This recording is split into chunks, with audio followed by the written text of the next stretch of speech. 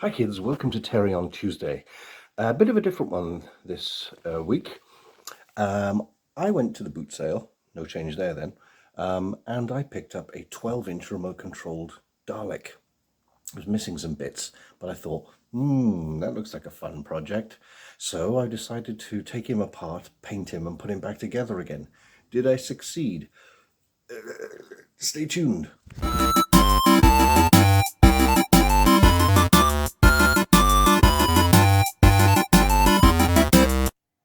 So here's our quite large 12-inch tall remote controlled Dalek from 2005, NSD style as designed by my friend Matt Savage. Enduring design, even though it came in 2005, these bad boys have been around for 20 years, haven't they? Just about. And they've tried to replace them with the new Paradigm Daleks, but that didn't quite work out. Although I will say with the new Paradigm Daleks, if you've ever seen one in real life, they're quite impressive. Anyway, my plan for this one, as you can see, he's missing a plunger, an eye stalk and eye lights, and the gun is a little bit mashed up.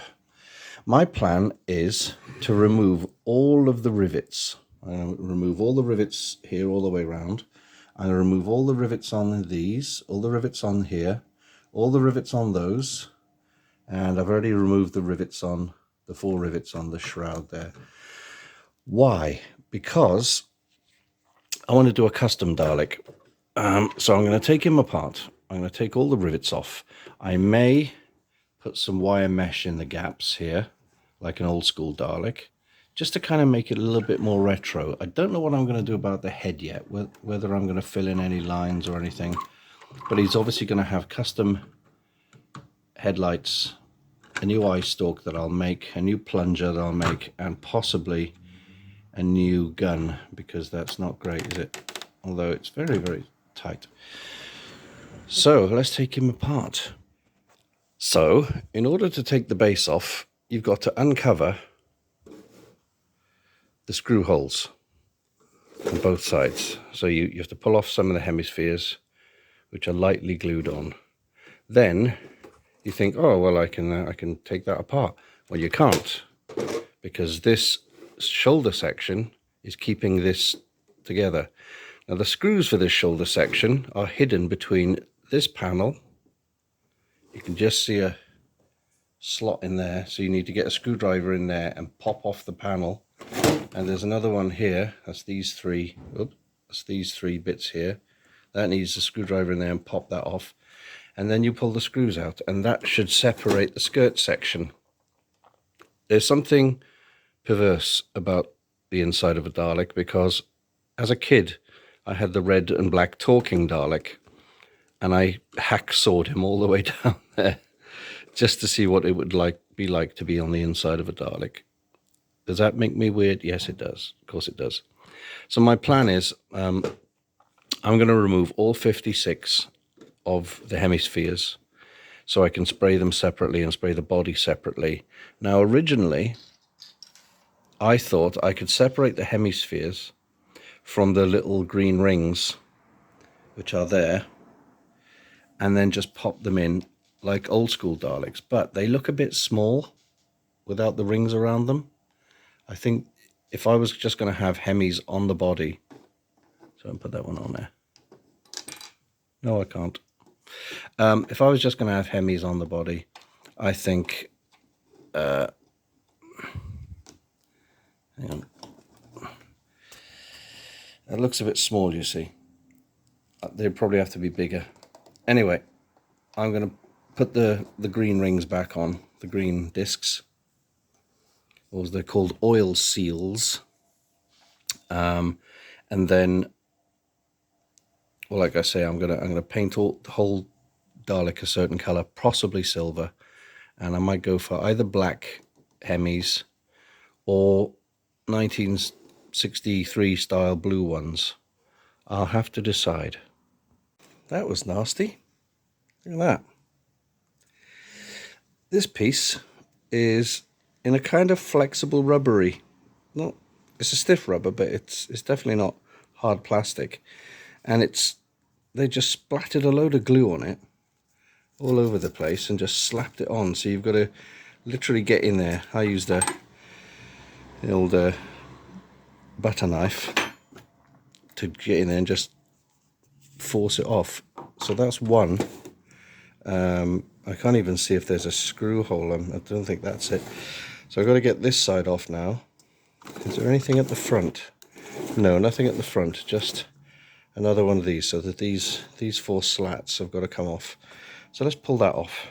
So the screw holes are there, and there, and there, even though that one's gunked up with glue, and I think there. So we'll undo those and then the whole thing should come apart. Okay, so 4 screws taken out. And now there is something stuck. I think it's down in here.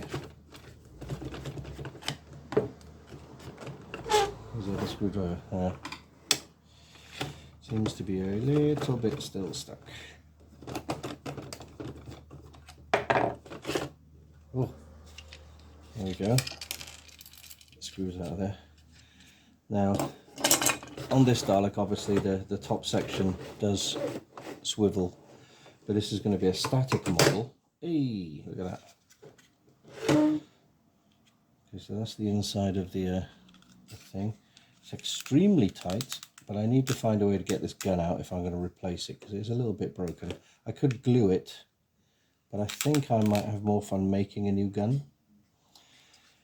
Okay, so neck section slides down. Looks like a weird turkey Dalek. But then how do you get the rest off?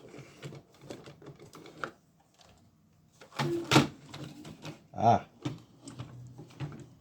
there's the one side. Yeah, so all the little tabs for the hemispheres, I'm gonna, because you can see they're glued on with little blobs of glue or some kind of solvent. I'm just gonna pop them off, put them all safe and spray them all in one hit, I think.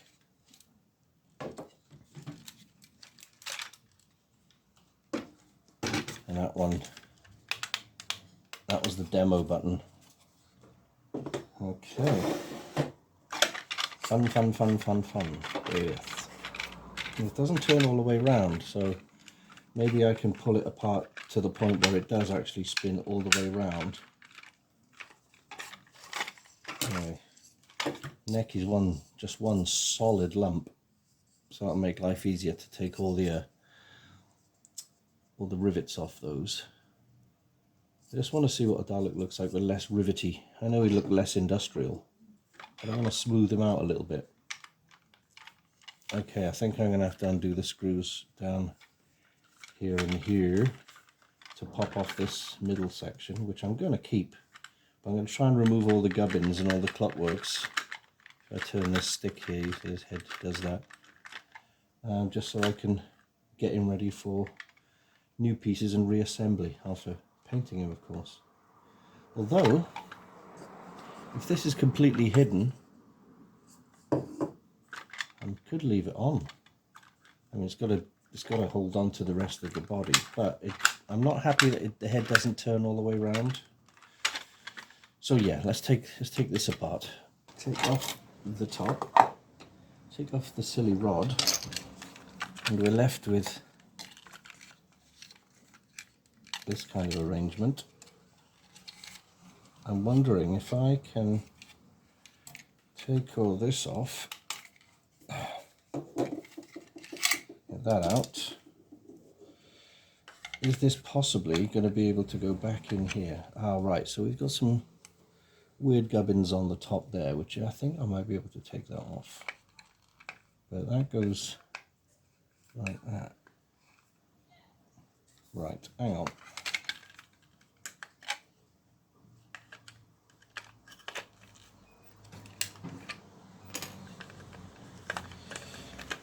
Yeah, he's not playing ball. Oh, I see. So this angled piece up here, this angled piece, you'll see, it catches on the eye. There's a little nubbin on the eye, so when it slides along, the eye will go up and down like that. So I do need to take all that off. I'm going to keep this piece, obviously, because it's integral to the shape and the structure of the Dalek.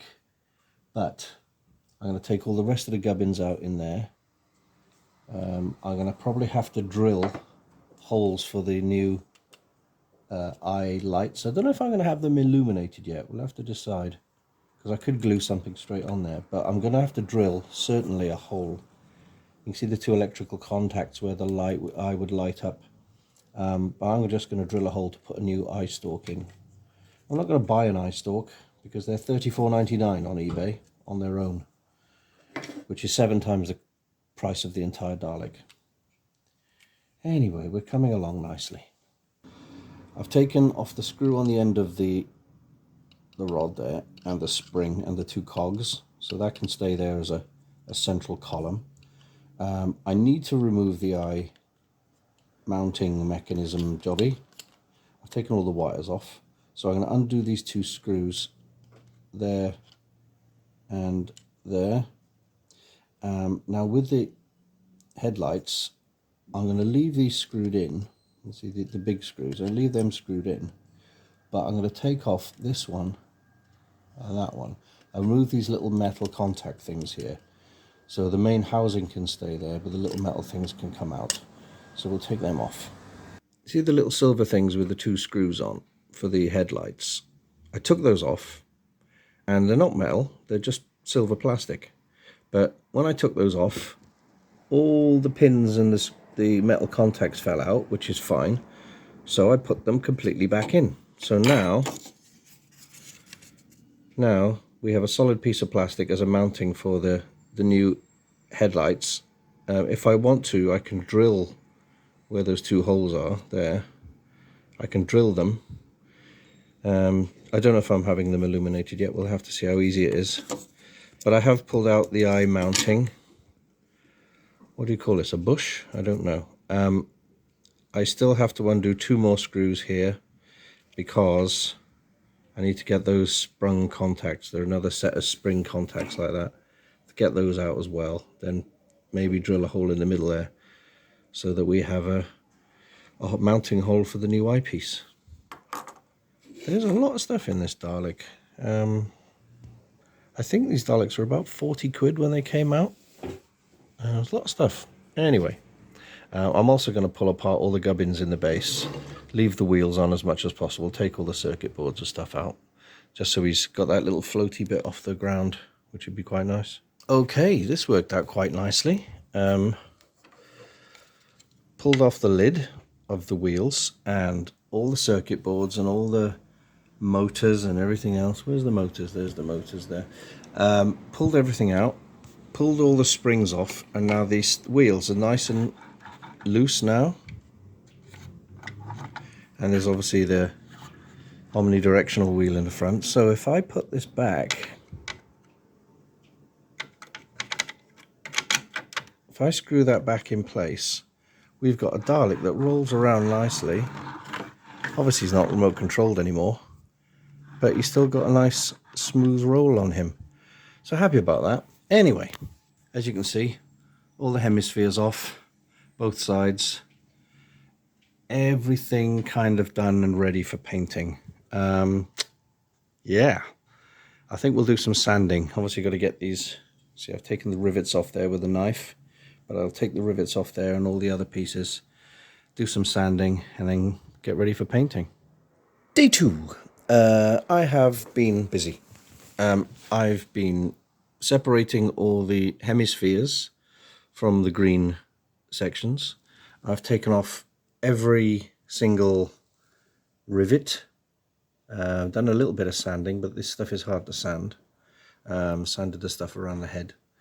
I had to glue on some of those little black inserts here and here because they were coming out. They hold the screws. I've sanded all the way around the entire skirt, just so there's no rivets at all on there now. all the bits. And I've actually started making a plunger. So I've used a biro, 2 bits of a biro, And the silver bit is actually the remnants of the exterminator gun, which I couldn't pull out of the ball. So I've basically hollowed that out, as you can see, drilled that out, and pulled that apart. So I'm going to use that. I'm going to clean up this end, put a suction cup on it, and that goes back into the biro piece. I think that'll be quite nice.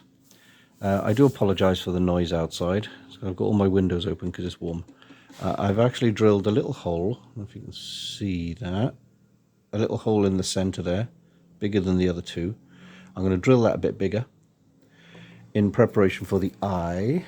Now my next job, I think I'm going to glue these two bits together, obviously the two sides of the skirt, glue those together in order to try and clean up the join between the two halves. Give a little sand, maybe some filler.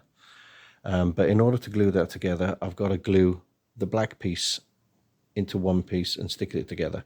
So that'll be the core. Then the neck will sit on that. Where's the neck? Where is the neck? I've completely lost the neck. Oh, there it is. It's actually where the neck should be. So there's the head. Put the thingy back on the spindle. There's the neck piece there.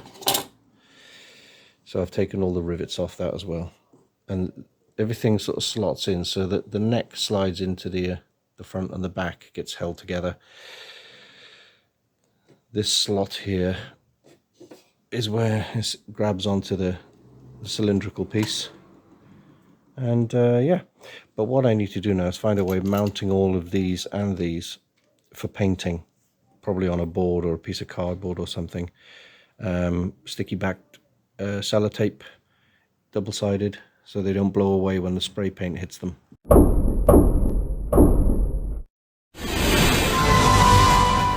Unfortunately, that's all we've got time for this week, due to letting paint dry and all sorts of things like that, plus the many problems I've had with it. So, you know, that's the way it goes. Anyway, I will catch you next week, where hopefully we'll have a finished product. Take care now. Bye-bye then.